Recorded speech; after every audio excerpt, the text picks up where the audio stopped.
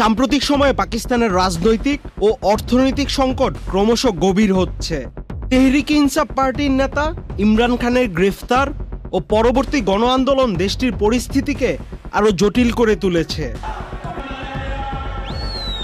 ইমরান খানের বিরুদ্ধে দুর্নীতির অভিযোগ এবং তার গ্রেফতারের পর দেশ জুড়ে শুরু হয় বিক্ষোভ।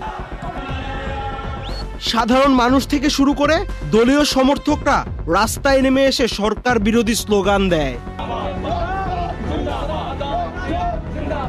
বিক্ষোভকারীদের সঙ্গে পুলিশের সংঘর্ষে বেশ কিছু হতাহতের ঘটনা ঘটে।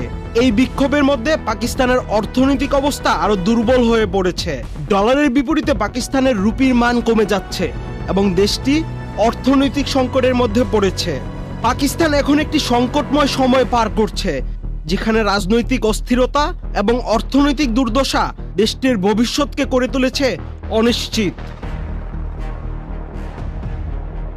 আন্তর্জাতিক মুদ্রা তহবিলের সাথে অর্থনৈতিক প্যাকেজ চুক্তি করার পরও সাধারণ মানুষের জীবনে তেমন কোনো পরিবর্তন আসেনি।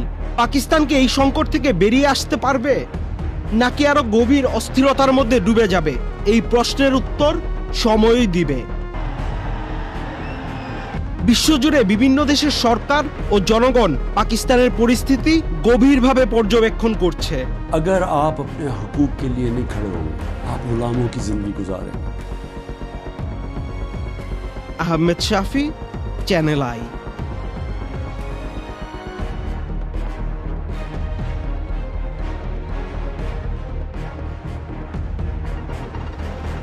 আড়াইশোটিরও বেশি ডিজাইন অপশন নিয়ে ওয়ালটন স্মার্ট ফ্রিজ, বোঝে আপনার প্রয়োজন।